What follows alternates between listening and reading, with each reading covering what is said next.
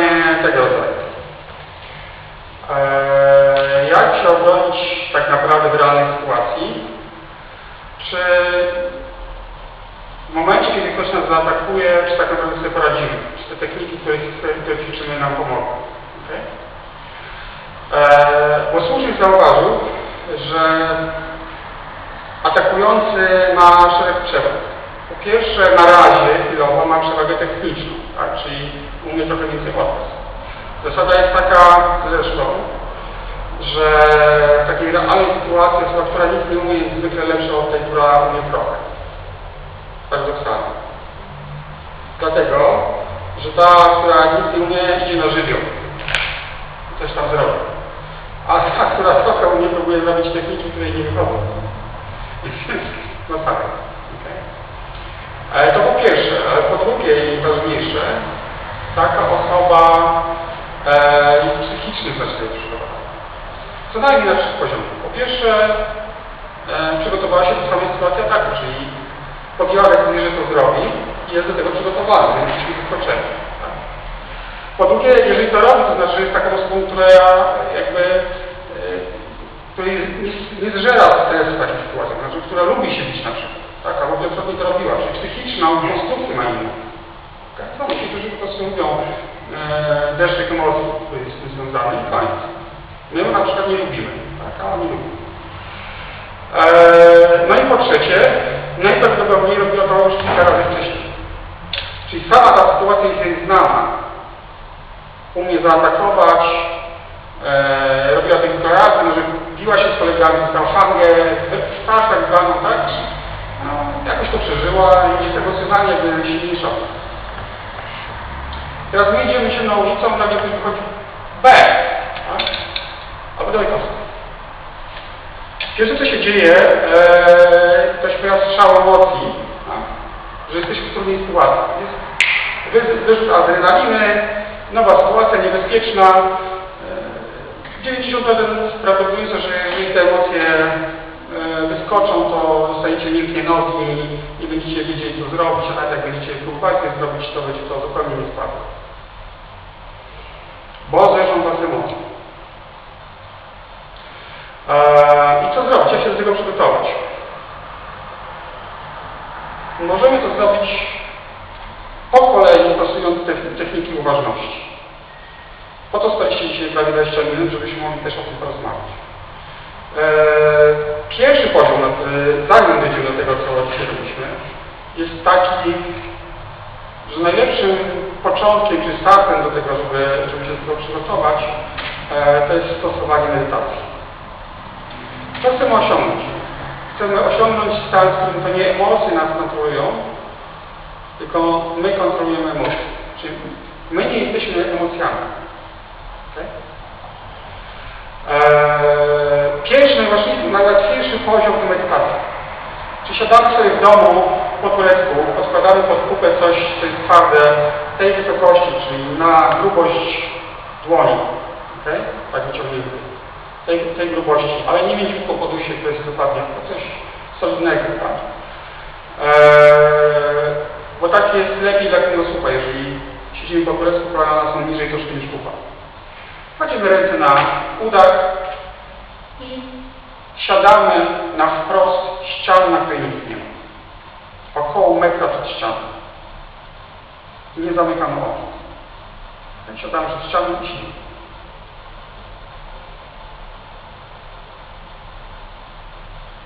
Gwarantuję wam, że po minucie dostaniecie takiego tabunu myśli i emocji, że właściwie z tego będą nici. Tak? Ponieważ te emocje przejmują nad wami kontrolę. Zaczniecie myśleć, a to było dzisiaj na obiad, a czy dobrze żonie odpowiedziałem, może powinienem bardziej tam odgadać, a co w pracy, tak dalej. I różne scenariusze zdarzeń, co powinniście, co nie powinniście, bo umysł ma taką naturę, że musi przetwarzać dane i radzić sobie, przygotowywać do następnych sytuacji. A te złe sytuacje, w której on dorobi do nas, że tak powiem. Okay. Czyli pierwszy etap to jest dojście do momentu, w którym to my kontrolujemy to, co się pojawiało w umyśle Jeśli nie chcemy, to potrafimy oczyścić go z tych myśli i nic się nie pojawia. Siedzimy i to my kontrolujemy umysł, a nie umysł nas. To jest najprostsza sytuacja, w której nie ma żadnego stresu, nic się nie dzieje. Można oczyścić emocje, puścić jakby oddech, uspokoić się i sprawiać, żeby emocje i myśli nami nie rządziły. Ale to jest sytuacja najprostsza. Druga sytuacja, w której już coś się dzieje, to to, co dzisiaj robiliśmy. Okay? To jest sytuacja, w której robimy jakieś proste ćwiczenie, w którym można coś zacząć boleć. Ale jest na tyle proste i nie wymaga ruchu, że możemy w tym czasie pracować umysłem. Okay? I tu się pojawia ten pierwszy, zasadniczy moment. Mówi się, nie bądź swoimi emocjami. Obserwuj je, ale nie bądź nimi. Czyli jak stoicie dłużej niż te 10 minut, co robimy zwykle, w balon, jeszcze nagrywamy to powiem, co to jest. Stajemy na szerokość barków, uginamy kolana tak, żeby zasłoniły palce stóp. Puszczamy plecy, żeby nie mieć kaczego kupra, czyli nie mieć kręców plecy, tylko proste. Puszczamy barki, podwieszamy głowę za czubek głowy. Czyli ta pozycja jest osadzona na takich zawiasach. I podnosimy ręce. Łokcie są w dole, barki są puszczone. Tu jest takie miejsce, jakbyśmy trzymali dużą piłkę planszową. Kciuki są do góry. W założeniu nie napinamy barków, ale oczywiście każdy, kto zaczyna tę pozycję robić, ma tak. I to jest nieświadome, to jest poza jego kontrolą. Ale ta pozycja robiona przez dłuższy czas sprawia, że nie da się tak stać długo. I wszystko musi zejść w dół.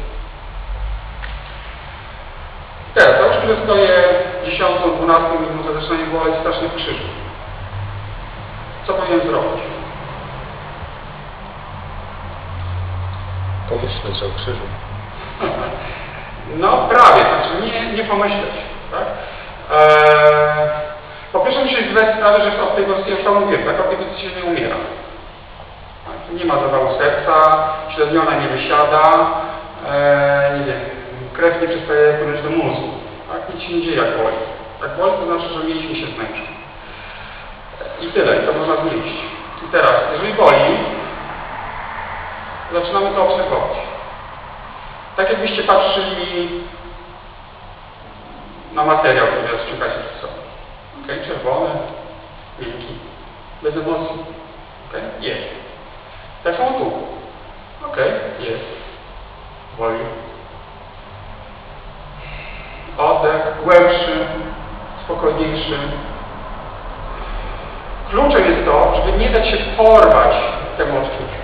Nie dać się porwać tej emocji, zacząć być boli, kiedy ja nie kończymy, już powie, że kończymy. Albo,